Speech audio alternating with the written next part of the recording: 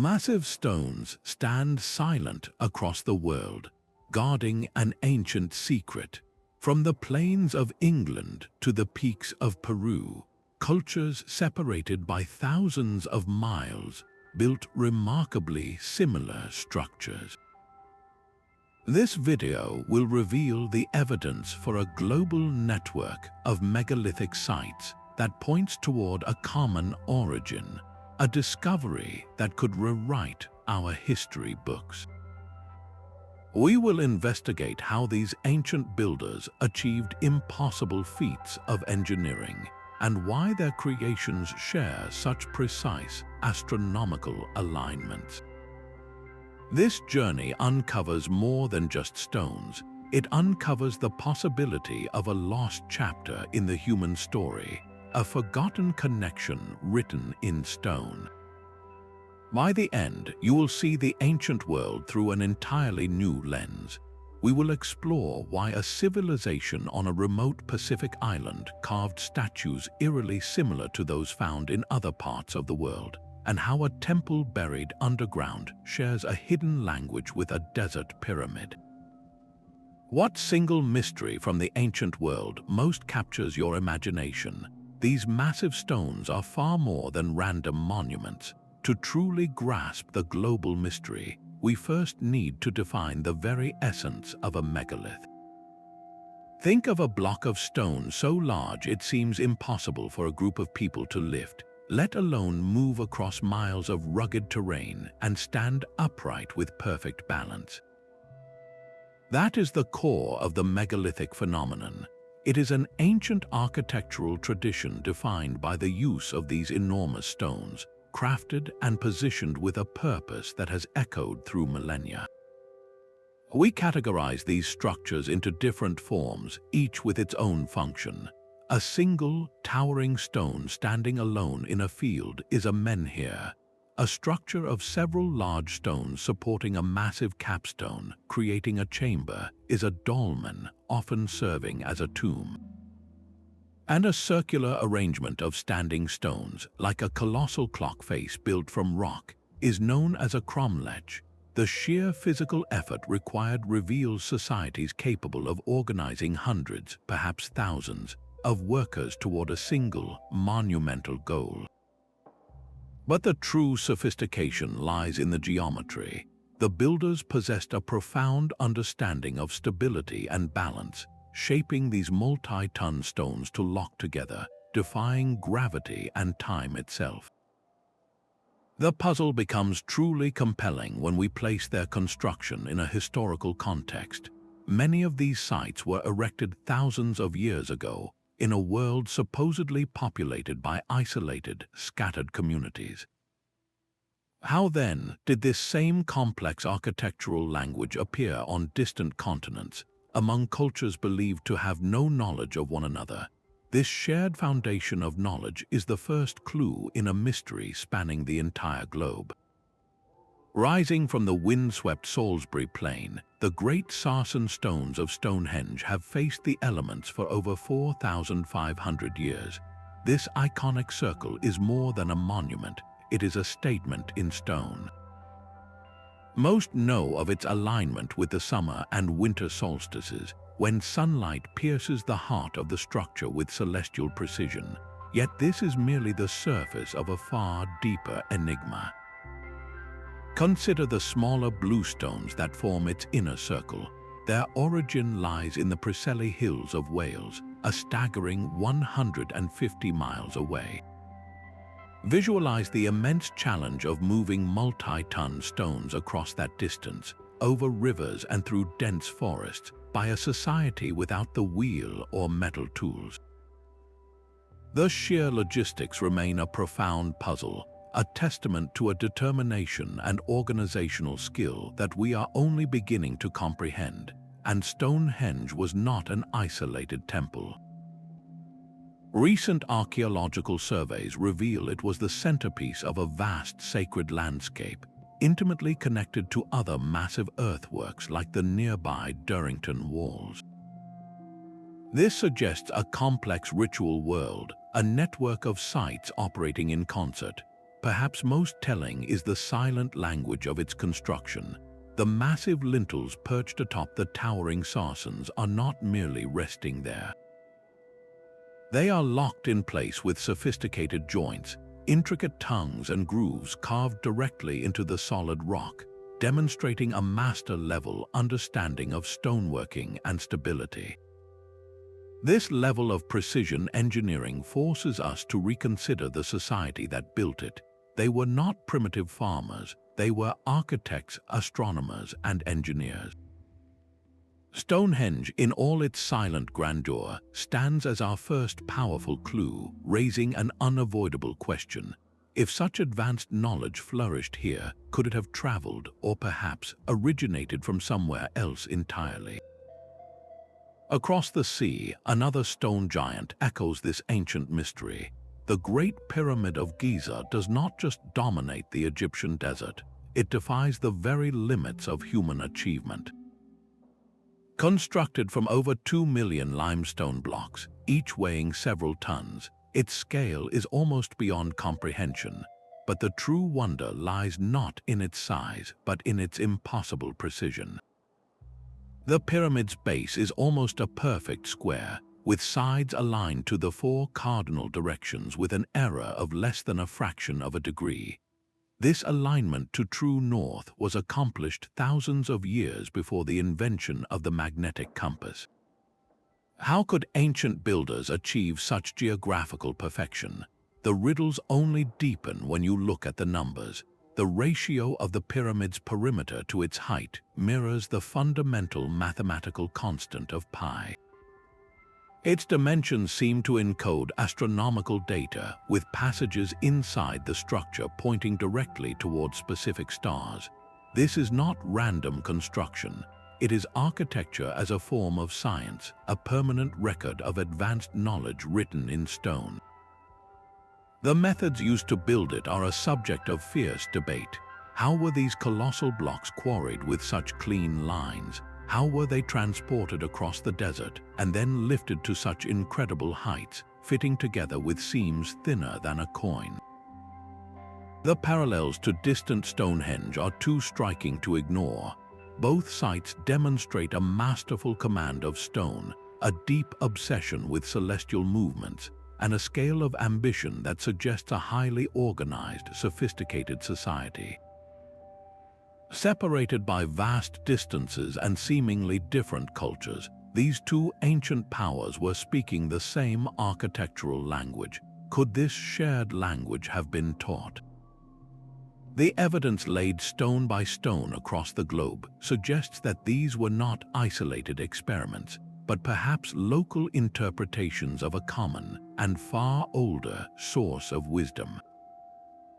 Far out in the vast expanse of the Pacific Ocean, Easter Island stands as a solitary sentinel.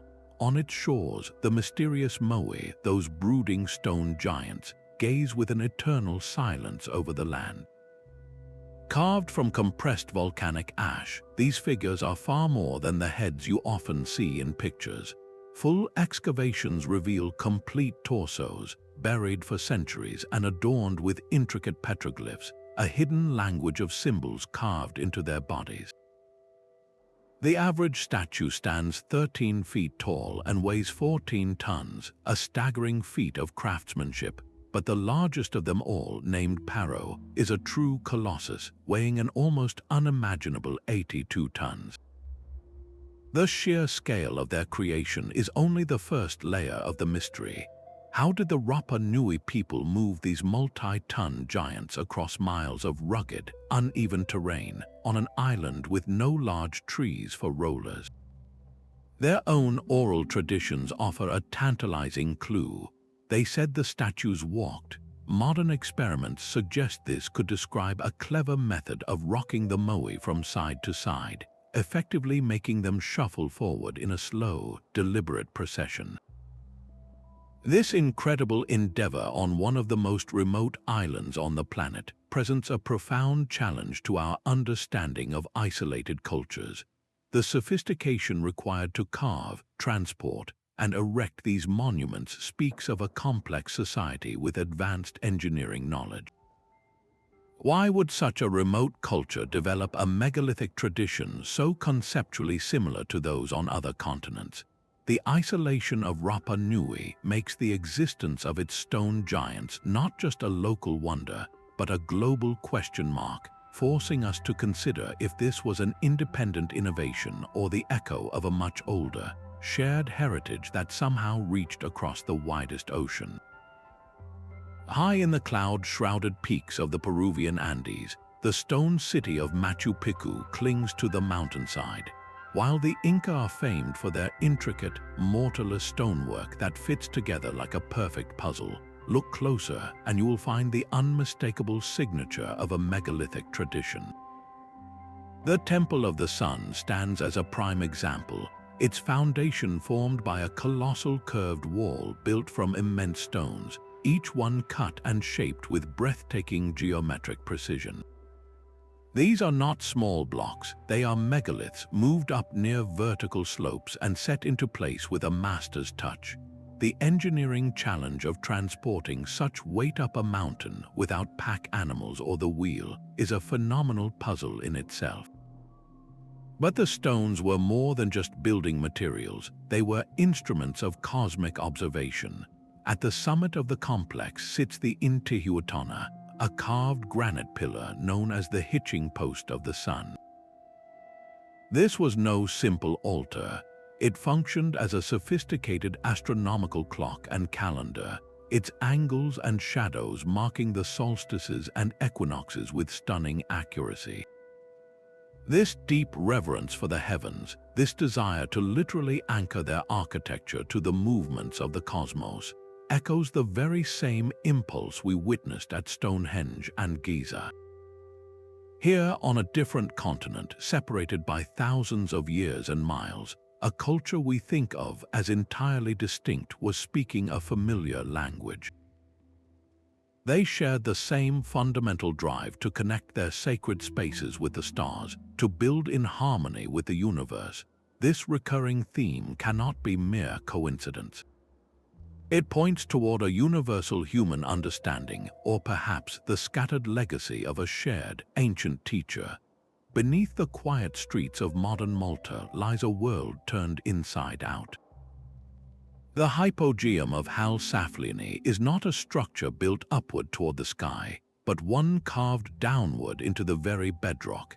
This is a sanctuary excavated from solid limestone, a sprawling, multi-level labyrinth created over 1,000 years, beginning around 3,600 before the Common Era. Imagine the dedication required to hollow out this complex using only stone, bone, and antler tools. The Hypogeum represents a different kind of megalithic genius, one of subtraction rather than addition. Its architects did not erect stones. They revealed rooms from the earth itself, carving pillars, arches, and chambers that perfectly mimic the forms of the free-standing temples found on the Maltese islands above. This was a deliberate act, creating an underground mirror of their sacred world. But the mysteries of the Hypogeum are not just visual.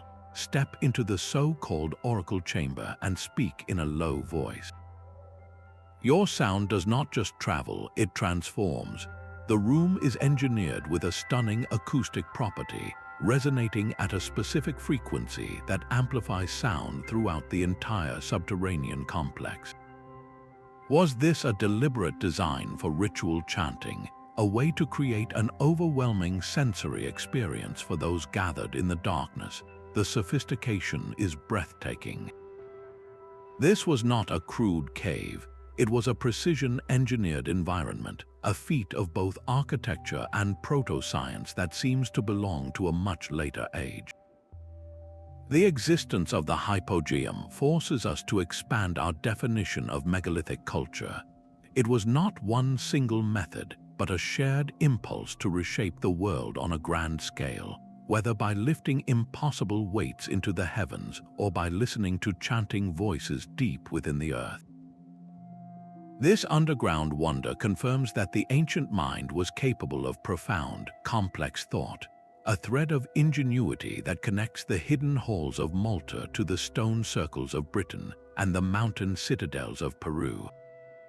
These repeating patterns form a global fingerprint, a set of architectural rules that appear again and again. Look at the trilithon, that simple yet powerful structure of two massive uprights holding a third stone aloft. This is the iconic form of Stonehenge, but it also frames the grand doorways of the royal tombs in ancient Mycenae, Greece. Two cultures separated by sea and time, yet they both arrived at this same stable, monumental solution for supporting immense weight. Then there is the corbelled arch, a brilliant feat of engineering where each layer of stone is set slightly inward over the one below, gradually closing the space to form a domed roof. You find this identical technique in the magnificent treasury of Atreus, also in Greece, and in the dark, sacred chambers of Neolithic tombs scattered across the Irish countryside. It is as if both sets of builders were working from the same instruction manual. Perhaps the most telling parallel is polygonal masonry. This is not simply stacking blocks. It is the art of taking giant, irregularly shaped stones, each with multiple angles and facets, and fitting them together like an immense three-dimensional jigsaw puzzle, all without a drop of mortar. The result is a wall so strong it can withstand earthquakes, a wall where you cannot slide a piece of paper between the seams. This exact method was used to build the colossal, zigzagging defenses of Sacsayhuaman in Peru, and it is found again in the Cyclopean walls of ancient Greek sites. The chances of these specific, complex techniques developing independently by pure coincidence seem vanishingly small. This is more than just similar looks. This is a shared vocabulary of construction, a universal blueprint for working with stone on a giant scale. It points to a profound possibility that these distant cultures were not inventing these methods from scratch, but were instead applying principles inherited from a much older, foundational school of engineering, a lost common ancestor of global architecture. The stones themselves seem to whisper a secret, a language written not in words but in alignments to the sun, moon, and stars. This shared celestial obsession is perhaps the most powerful thread tying these global sites together. At Stonehenge, the entire structure serves as a colossal astronomical clock, its axis precisely oriented to frame the sunrise on the summer solstice and the sunset on the winter solstice. This was not a vague observation. It was a precise, repeatable event built into the very architecture, a way to mark the turning of the year with stone. On the other side of the world, the Great Pyramid of Giza performs a different but equally precise celestial feat. Its base is aligned to the four cardinal directions, north, south, east, and west, with an error of less than 1/15 of a single degree. To achieve this without modern instruments, the builders must have possessed a deep, practical knowledge of the stars, using them as a fixed reference to lay out their monumental project. High in the Andes, the Incas continued this tradition. The Intihuatana stone at Machu Picchu was not just a symbolic hitching post for the sun. Its carefully carved angles cast shadows that track the sun's journey throughout the year, marking the equinoxes when the sun stands directly overhead and casts no shadow at all.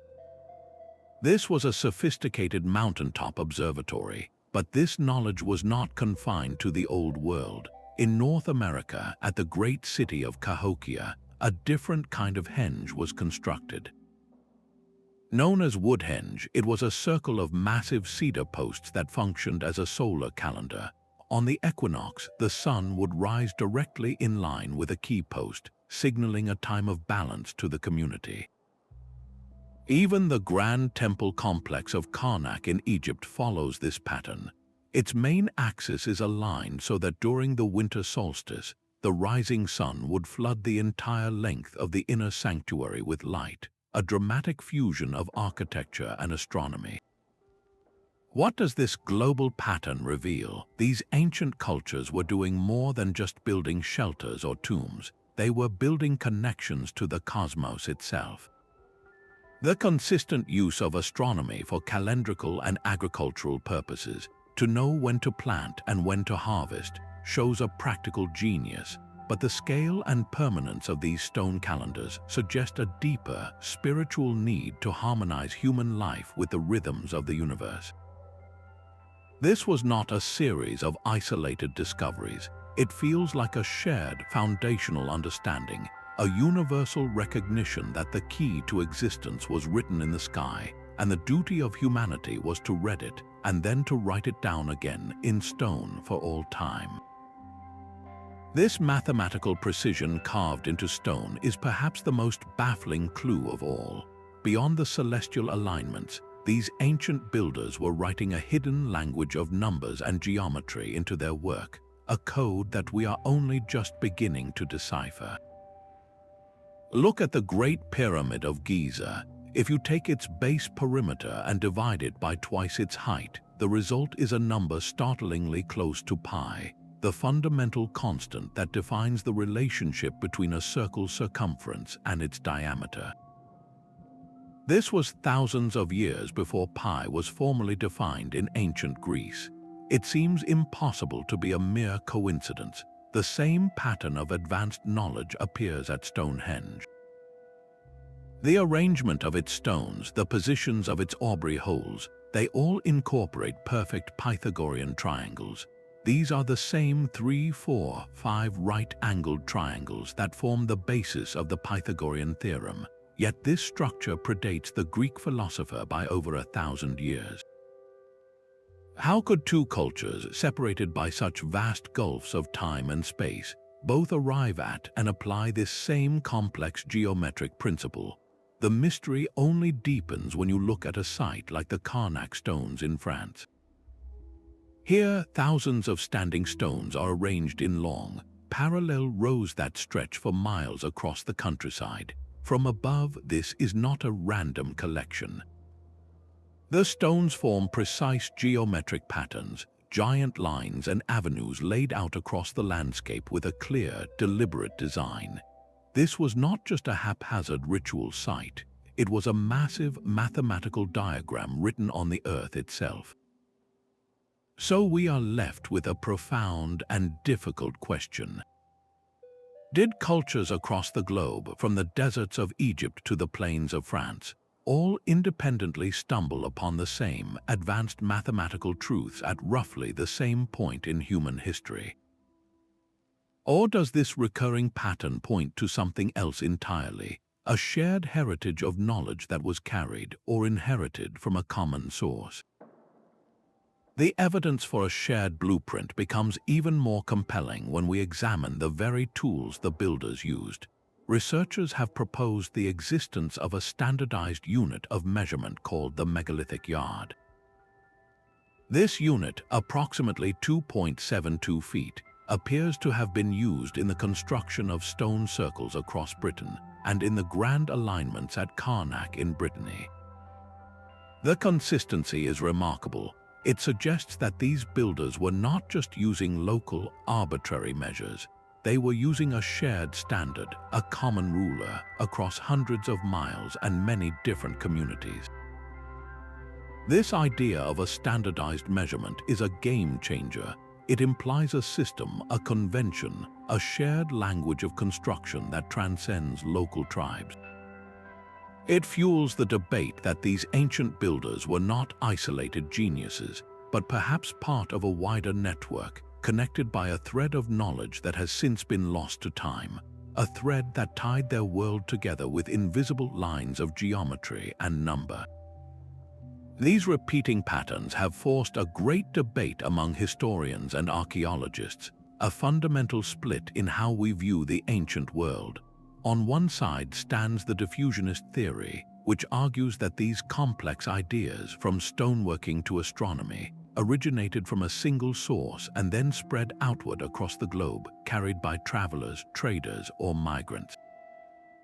It is a compelling idea that a forgotten mother culture seeded the world with this advanced knowledge. This line of thinking often draws upon one of history's most enduring legends, the story of Atlantis. Plato's account of a sophisticated island civilization that vanished beneath the waves has for centuries been proposed as that very source, a lost progenitor whose survivors scattered their wisdom to the four corners of the earth. A more grounded, yet equally mysterious, hypothesis points to known seafaring peoples like the enigmatic sea peoples of the Bronze Age. These maritime raiders and traders, whose origins are still hotly debated, possessed the ships and the reach to have acted as conduits, spreading megalithic concepts throughout the Mediterranean and beyond. The appeal of diffusionism is its elegant simplicity. It offers a single, understandable explanation for a global phenomenon. Yet the academic mainstream pushes back with a powerful counter-argument, the theory of independent invention. This view holds that humanity, no matter where it is, shares a common set of cognitive tools. Faced with universal challenges like marking time, honoring the dead, and creating stable structures, different cultures could simply have arrived at the same brilliant solutions independently. Why wouldn't separate societies, all observing the same sun and stars, all needing to predict the seasons, all working with stone as their primary material, develop similar architectural and astronomical techniques? This perspective champions human ingenuity, suggesting that the pyramid in Egypt and the pyramid in Mesoamerica are not evidence of contact, but parallel monuments to the universal human mind. It argues that the sheer difficulty of transoceanic travel in antiquity makes widespread cultural diffusion highly unlikely. So where does the truth lie? This is not merely an academic quarrel. It is a choice between two vastly different visions of our past. One portrays a world of isolated cultures, each independently climbing the ladder of civilization. The other suggests an ancient world that was far more interconnected than we ever believed, where ideas flowed as freely as the ocean currents.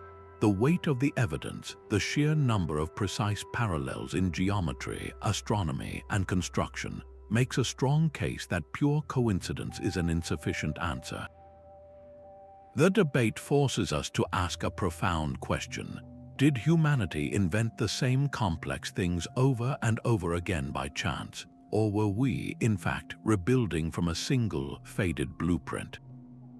This leads us to the most tangible evidence of all, the stones themselves, and the remarkable clues left in their precise placement and proportions.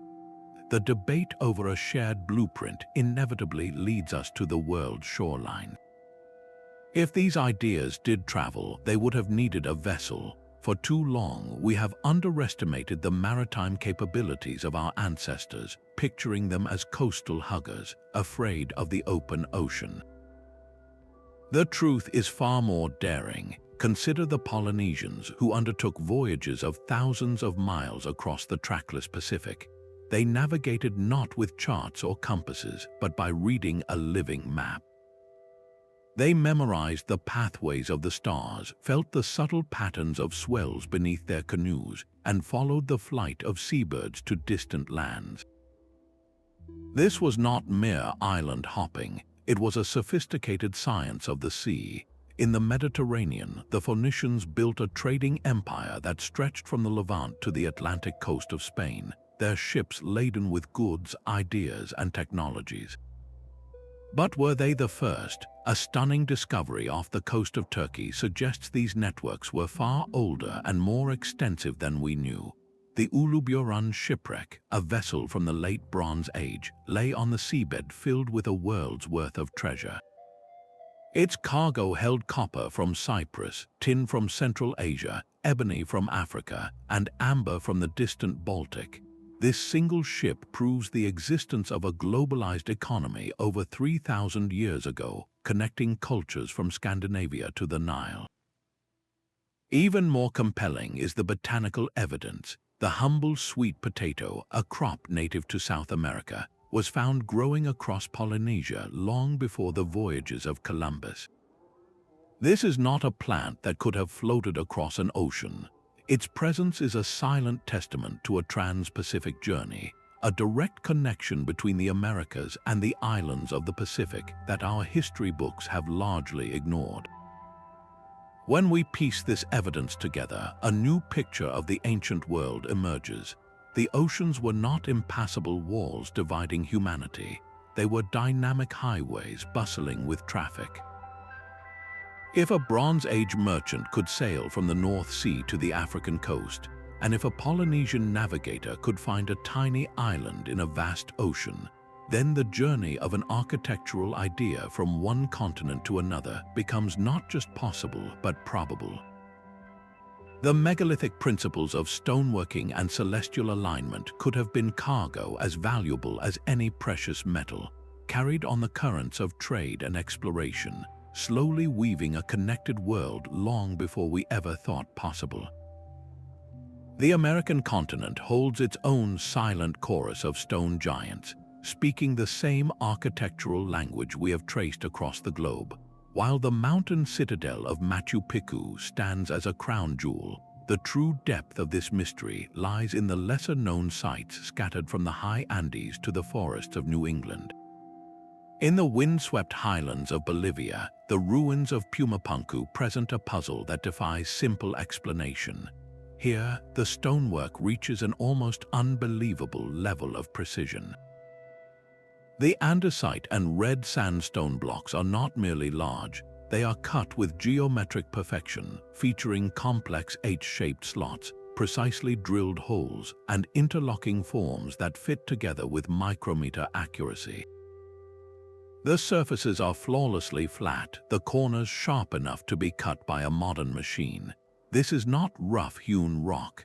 It is a display of stone-cutting technology, so advanced it seems to belong to another age entirely, challenging everything we assume about the tools and knowledge available to pre-Columbian cultures. Far to the north, in the humid lowlands of Mexico, a different kind of megalithic art emerged. The Olmec civilization, one of Mesoamerica's oldest, left behind a legacy of colossal stone heads. Carved from immense blocks of solid basalt, these stern-faced giants weigh up to 20 tons each. The basalt itself was quarried from the Tuxtla Mountains, a journey of over 50 miles through swamps and rugged terrain. How did they move these monoliths without pack animals or the wheel?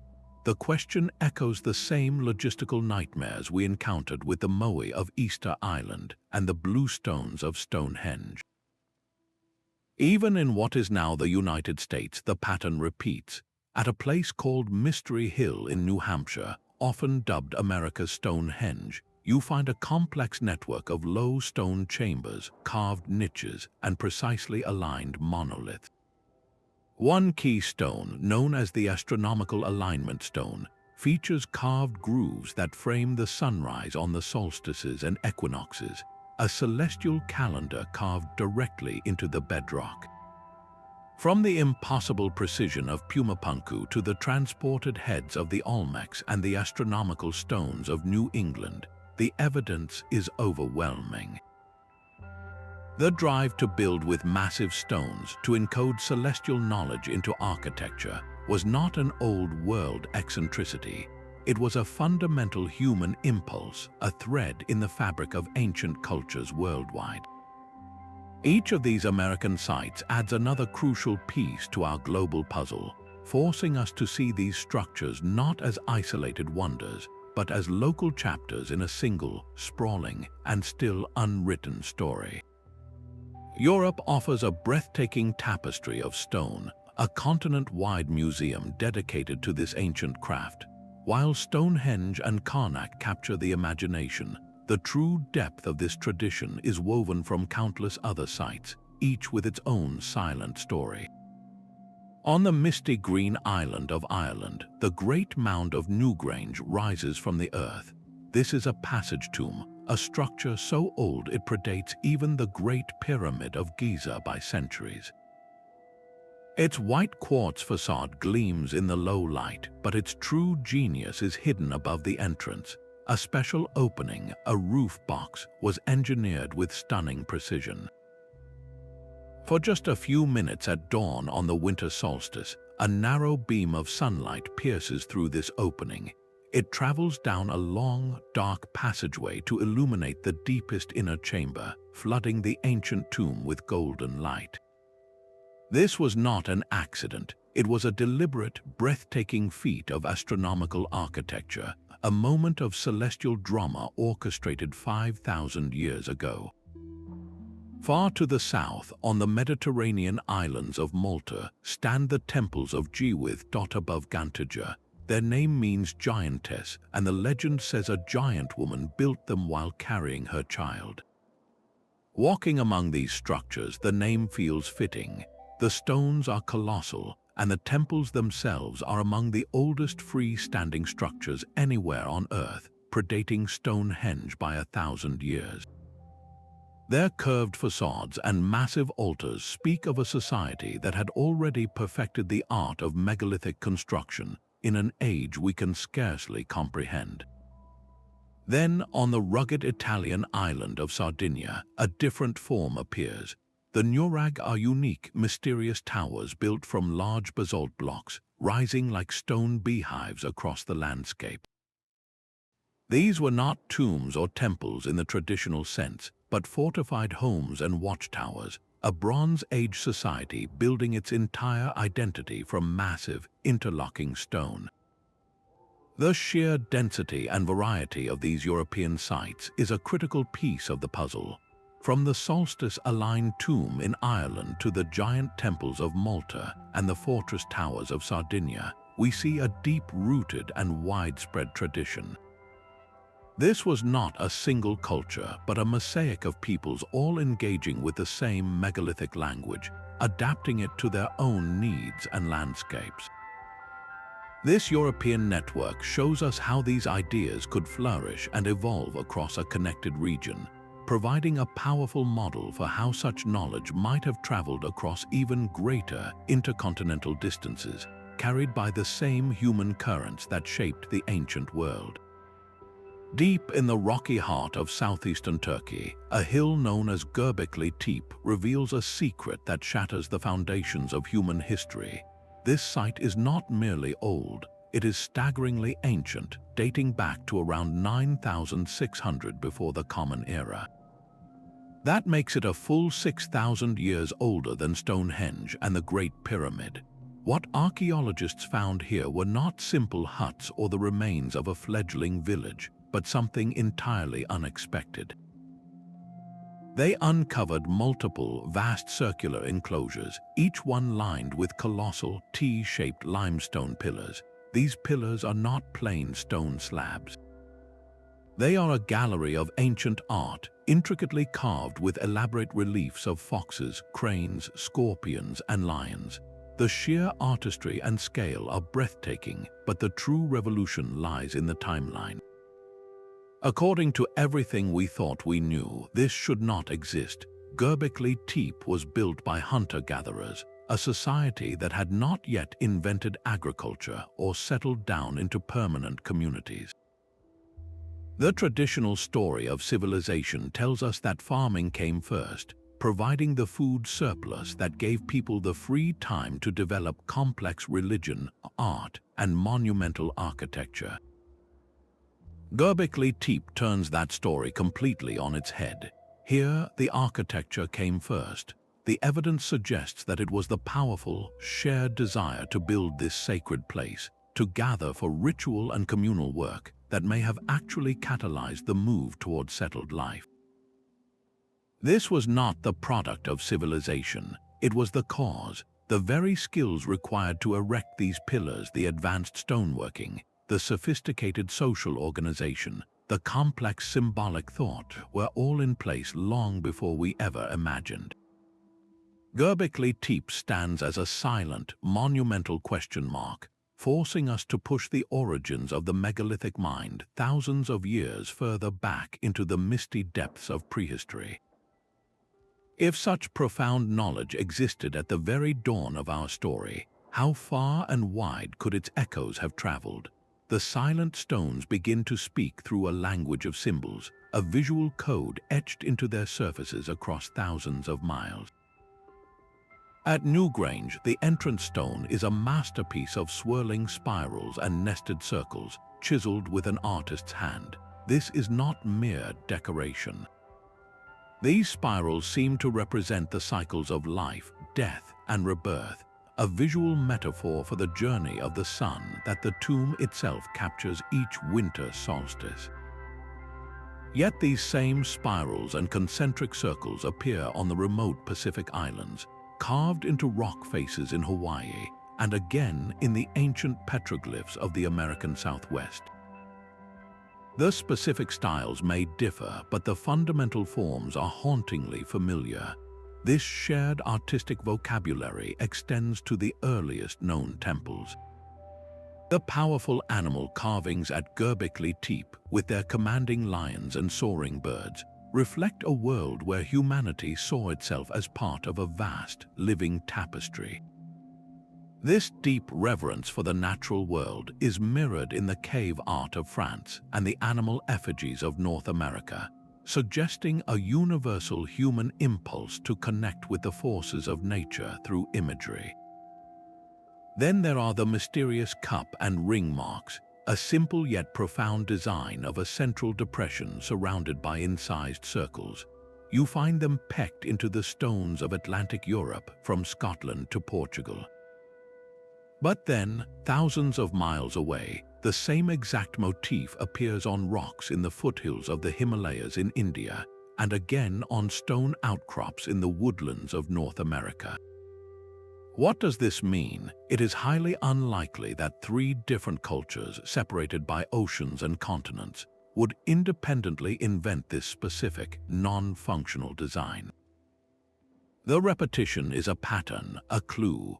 These symbols may have served as a form of proto-writing, a system of communication that conveyed concepts about the cosmos, the earth, or the divine, long before the first alphabet was conceived.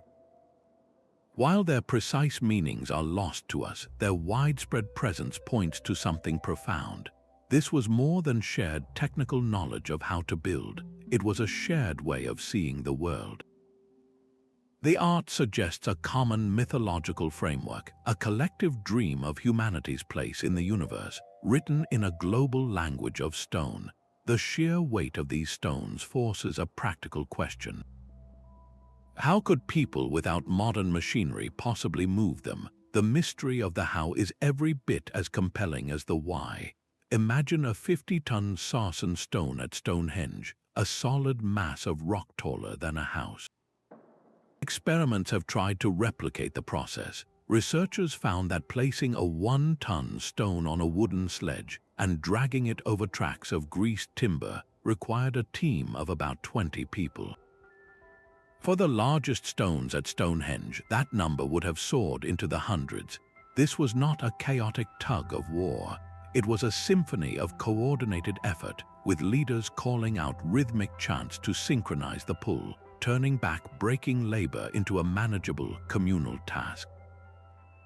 The sound must have been immense, the creak of wood, the grunts of effort, the steady, drum-like rhythm of command. Across the ocean, the Inca showcased a different kind of genius. To lift and position their massive blocks, they constructed enormous earthen ramps. Workers would lever a stone up one small increment at a time, placing wooden shims underneath to hold the gain, then adding more soil to the ramp, repeating the process for days or weeks until the stone was perfectly set. This method displays a profound understanding of leverage and incremental progress. Then there are the Moai of Easter Island. Oral tradition said the statues walked, and modern experiments suggest this was a literal description of a clever technique. Teams would use ropes to rock the statue from side to side, edging it forward with each tilt, making the multi-ton giant appear to shuffle slowly across the landscape. While these methods are plausible in theory, they demand more than just muscle. They require immense social organization, a shared goal that could marshal hundreds of workers for a single project. They reveal a deep, intuitive knowledge of physics, an understanding of friction, leverage, and center of gravity that was applied with masterful skill. The fact that we find these same sophisticated solutions in Egypt, in Peru, and on a remote Pacific island is a powerful clue. It suggests that these cultures were not just randomly experimenting. They were applying a sophisticated and possibly standardized body of practical engineering knowledge, a shared toolkit of solutions for moving the unmovable, a secret that was known across the ancient world. So we must ask, what was the ultimate purpose behind this global drive to build with stone?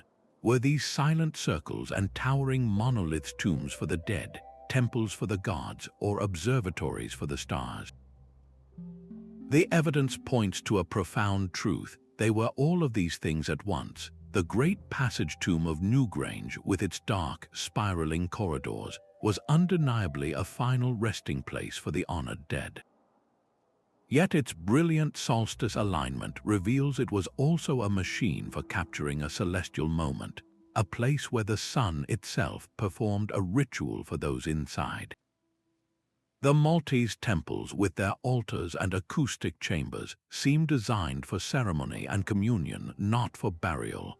They were stages for the living. And at sites like Stonehenge and Machu Picchu's Intihuatana, the primary function was clearly to track the sun, to mark the solstices and equinoxes with stone-cold precision. This multifunctionality is not a contradiction. It is the very essence of the megalithic mind. These structures were the hearts of their communities, central gathering places where society came together for many reasons. They were where rituals were performed to ensure a good harvest, where ancestors were venerated to maintain a link with the past, and where the movements of the heavens were observed to impose order on the world. A single stone circle could be a calendar, a cathedral, and a cemetery all in one.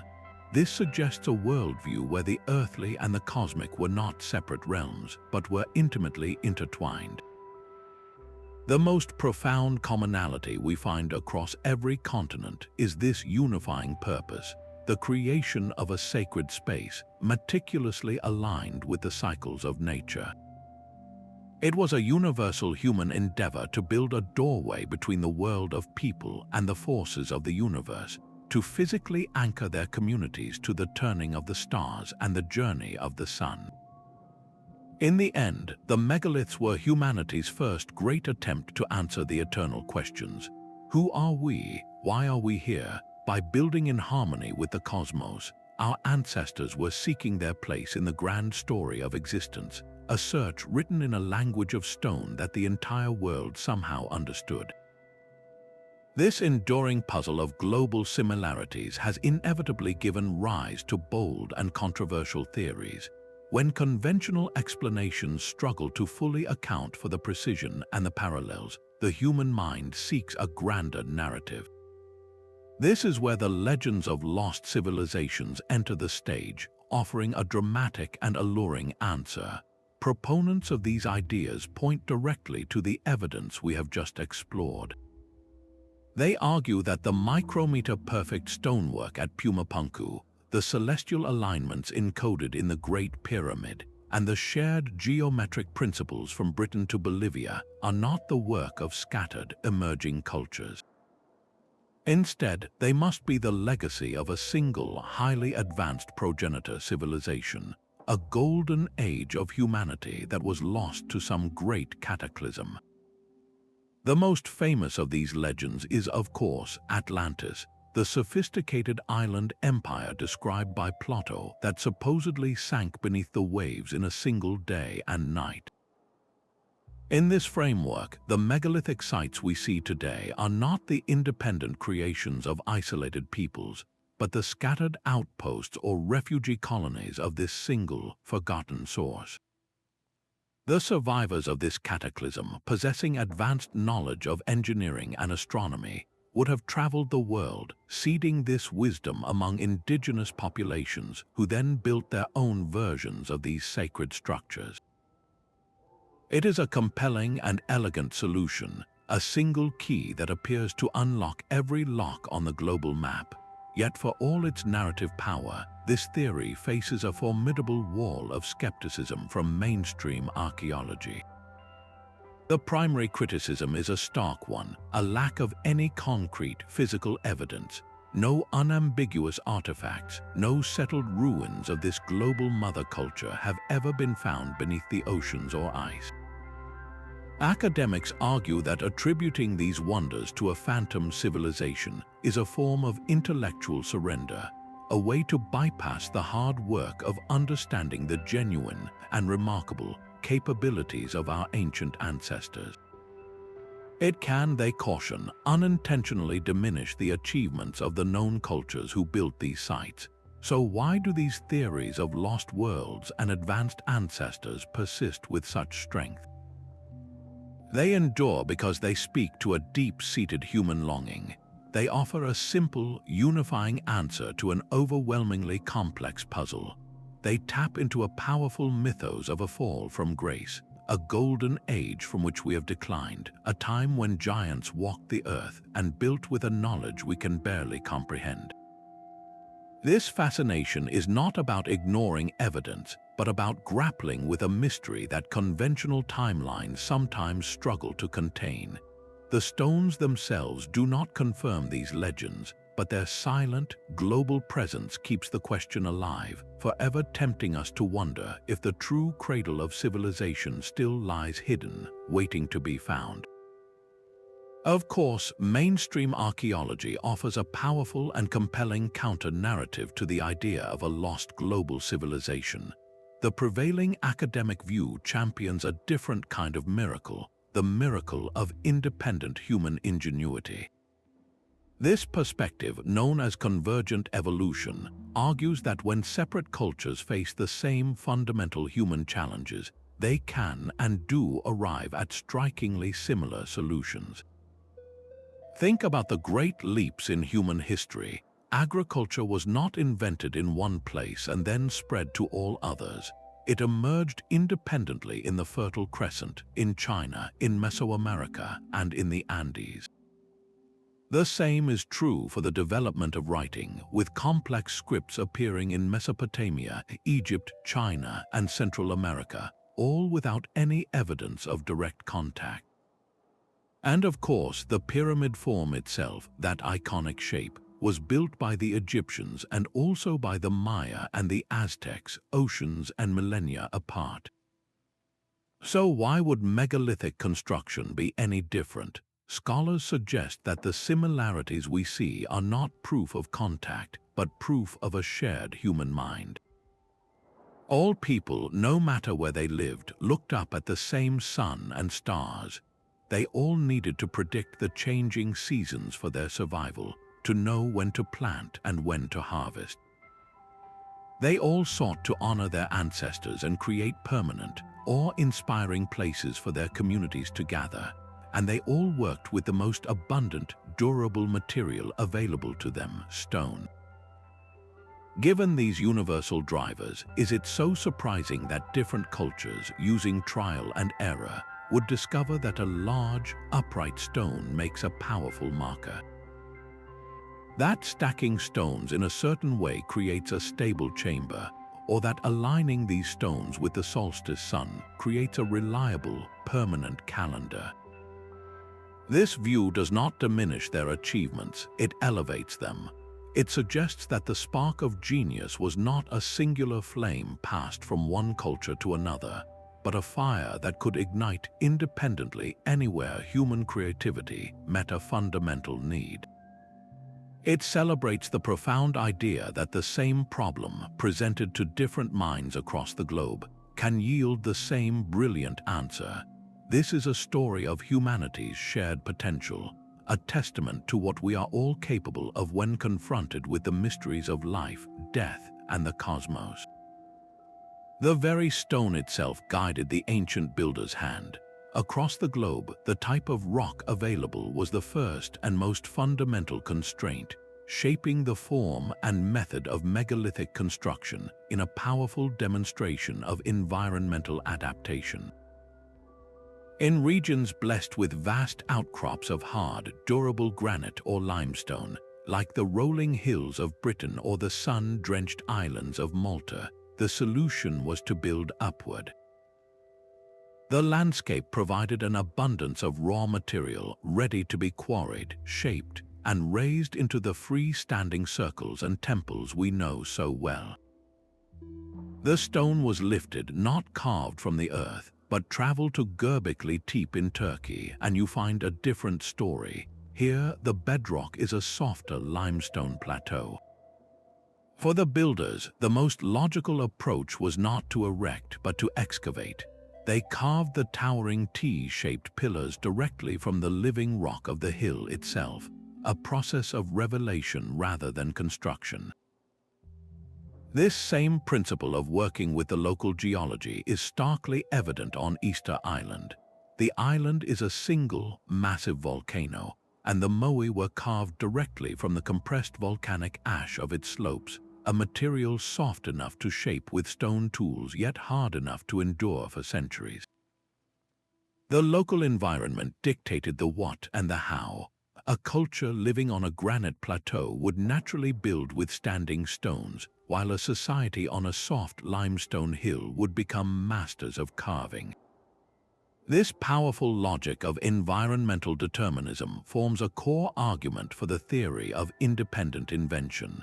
It suggests that different cultures, faced with different materials, simply arrived at the most practical and obvious solution for their specific location. They were all solving the same basic engineering problem with the tools their landscape provided. Yet this compelling explanation only deepens the central mystery. While the raw materials and methods differed, the underlying architectural principles did not. The drive to create stable, permanent structures using precise geometry, the obsession with aligning these structures to celestial events, the desire to encode mathematical truths into stone, these are not dictated by geology. A soft rock does not teach you the Pythagorean theorem. A volcanic cliff does not instruct you to track the solstice. This layer of sophisticated, abstract knowledge seems to float above the practical constraints of local stone, a universal blueprint applied to 1,000 different canvases. The environment may have provided the clay, but it did not provide the vision. The stones seem to hold a charge that goes beyond mere history. A modern and deeply compelling theory suggests these ancient sites were not just temples or calendars, but powerful energy centers. This esoteric view proposes that the builders deliberately placed their monuments along invisible pathways known as ley lines, hypothetical alignments of spiritual or geological energy that crisscross the Earth's crust. According to this idea, the architects possessed a lost sensitivity, an ability to detect these subtle telluric currents. The massive stones themselves, often rich in quartz and other crystalline structures, are then thought to act as amplifiers or conduits, focusing and channeling this terrestrial power. While rigorous scientific investigation has yet to find any measurable evidence for this energy, the theory itself is profoundly revealing. It articulates a feeling that nearly every visitor to these places reports, a palpable sense of awe, a quiet hum of significance that seems to resonate from the ground up. This intuition that these are special, charged places is a powerful human response, one that has persisted for millennia. The modern concept of earth energies simply gives a new name to an ancient sensation, the deep-seated belief that the world is alive and that certain points on its surface are more sacred than others. Whether these forces are real or a beautiful projection of our own wonder, the effect is the same. It underscores the enduring spiritual and emotional power of the megaliths, a magnetic pull that continues to draw us in, inviting us to feel a connection that logic alone cannot fully explain. Without a written manual, how did this complex knowledge survive for generations? The answer lies in the human voice. Long before the invention of writing, oral tradition was the living library of humanity. a sophisticated system for preserving everything from genealogy to advanced engineering principles. Epic poems, rhythmic chants, and sacred myths were not just entertainment. They were mnemonic devices, carefully structured to encode vast amounts of information in a form that could be memorized and accurately recited. A single legend could contain the blueprints for a society. Consider the Greek myth of the Cyclopes, those one-eyed giants said to have built the massive walls of Mycenae with enormous, irregular stones. To the later Greeks who encountered these ruins, the construction seemed so superhuman that they could only attribute it to mythical giants. This story is now widely interpreted as a folk memory, a distorted echo of a real megalithic culture that predated classical Greece, their monumental work so impressive it became woven into the fabric of legend. This pattern of myth preserving a historical kernel repeats across the world. Look at the incredible seafaring achievements of the Polynesians. Their ability to navigate thousands of miles of open ocean was not written down in charts. It was encoded in intricate chants and songs that catalogued the positions of stars, the patterns of ocean swells, and the flight paths of birds. This oral encyclopedia of the Pacific allowed them to discover and populate remote islands, carrying their culture and their knowledge across a watery continent. Similarly, on Easter Island, the Rapa Nui people possess their own oral histories about the Moai. Their traditions speak of the statues walking to their platforms, guided by a chief or priest with spiritual power, a poetic description that modern experiments have shown could plausibly refer to the rocking method of transport. These stories are not literal histories, of course. Over centuries, facts can blur and symbols can overshadow events. The chief who directed the moving of a statue might become a magician who made it walk. Yet within that embellishment lies a crucial truth, the memory of the method itself. These oral traditions form an unbroken, if frayed, thread connecting modern peoples to their ancient ancestors. By carefully listening to these stories, by analyzing their symbols and their structure, we gain an invaluable, though indirect, window into the minds of the megalith builders. We begin to understand not just how they moved the stones, but what they believed about the world, and how they ensured their greatest secrets would never be forgotten. The silent stones have no inscriptions, but they do carry a hidden clock. Scientific dating methods have given these monuments a voice in time, providing a firm chronology that forms the bedrock of the entire debate. Radiocarbon dating analyzes the remaining radioactive carbon in organic materials like bone or charcoal found at a site, giving us a window into the moment those materials were last alive. For stones that were fired, thermoluminescence can measure the accumulated radiation within the mineral to determine when it was last heated, and dendrochronology uses the precise patterns of tree rings to create a master calendar stretching back thousands of years. When these techniques are applied, the ancient world reorganizes itself before our eyes. The results are staggering. Göbekli Tepe stands alone in its profound antiquity, its earliest phases dating back nearly 12,000 years. This makes it the undisputed grandfather of them all. Following it, but still immensely old, are the great passage tombs of Ireland like Newgrange and the megalithic temples of Malta, constructed over 5,000 years ago. The iconic circles of Stonehenge and the pyramids of Giza, for all their fame, are relative newcomers, their construction beginning centuries later.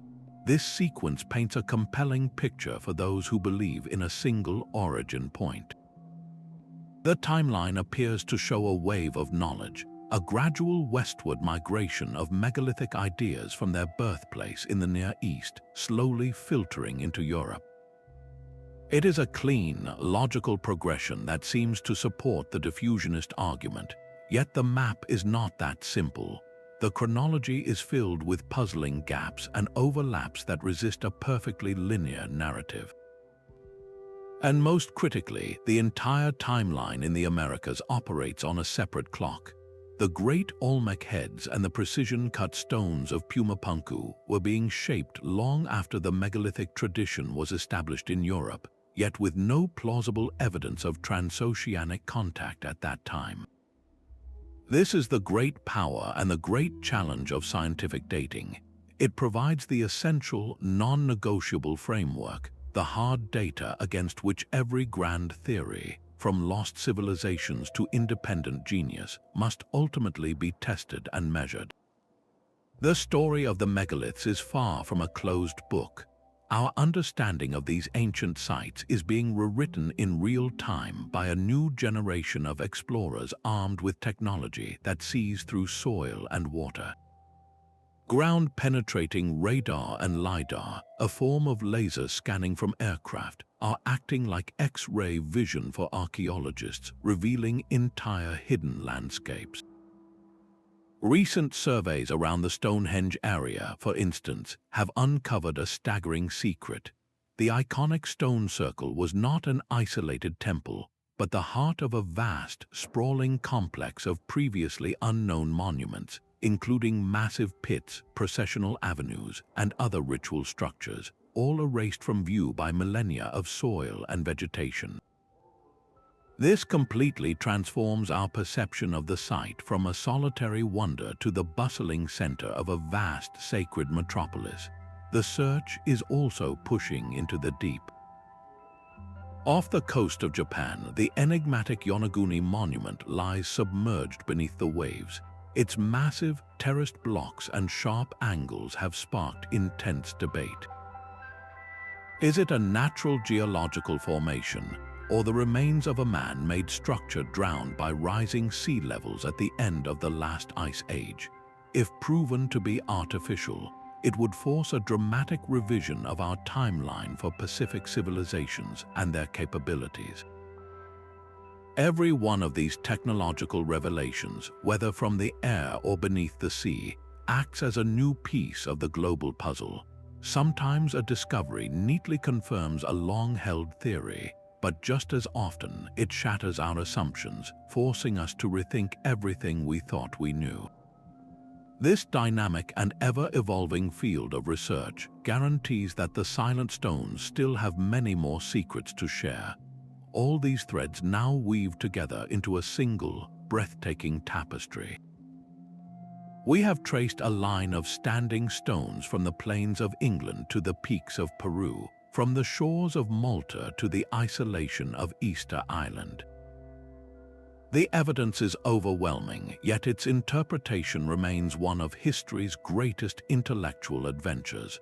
On one hand, the diffusionist theory presents a beautifully elegant narrative. It suggests a world more connected than we ever dreamed, where a core body of knowledge amassed a blueprint for working stone, reading the stars, and encoding mathematics traveled across oceans, seeding a global tradition. It is a story of a single, brilliant spark that set the world alight. On the other hand, the independent invention model offers a powerful tribute to the human spirit.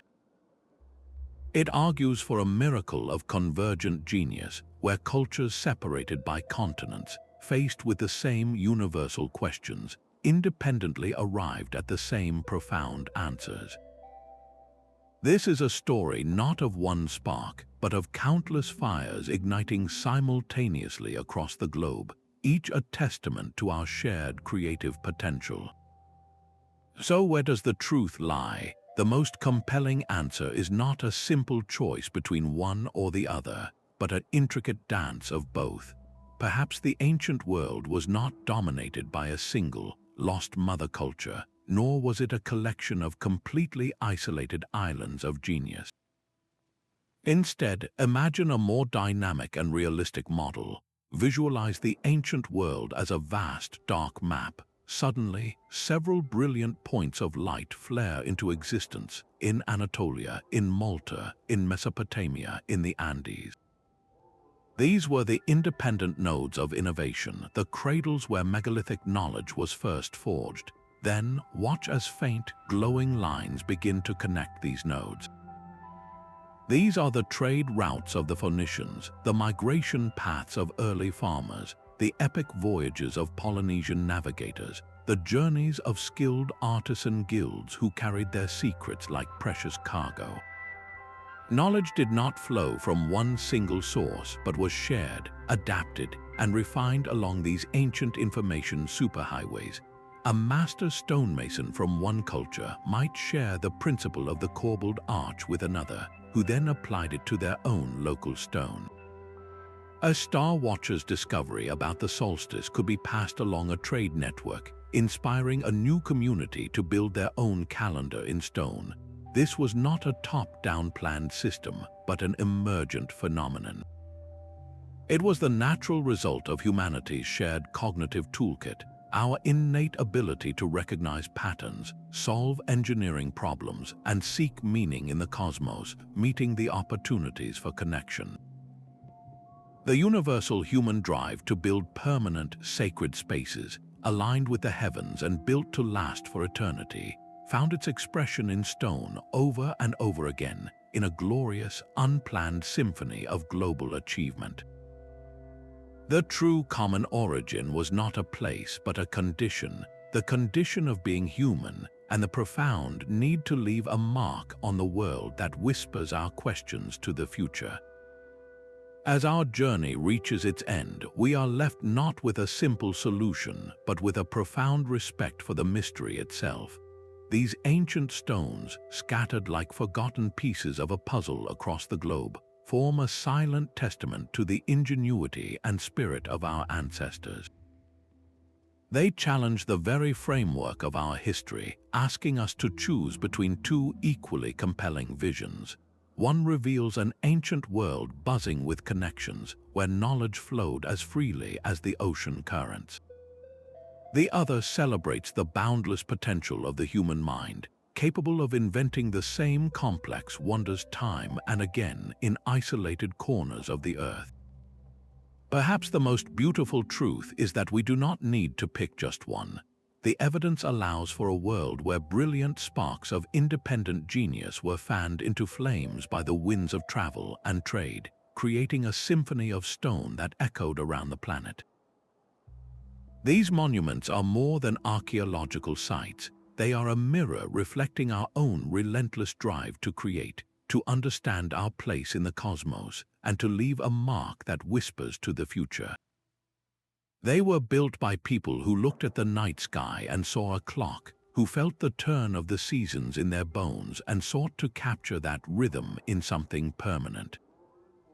The stones do not yield their secrets easily, and that is their greatest gift.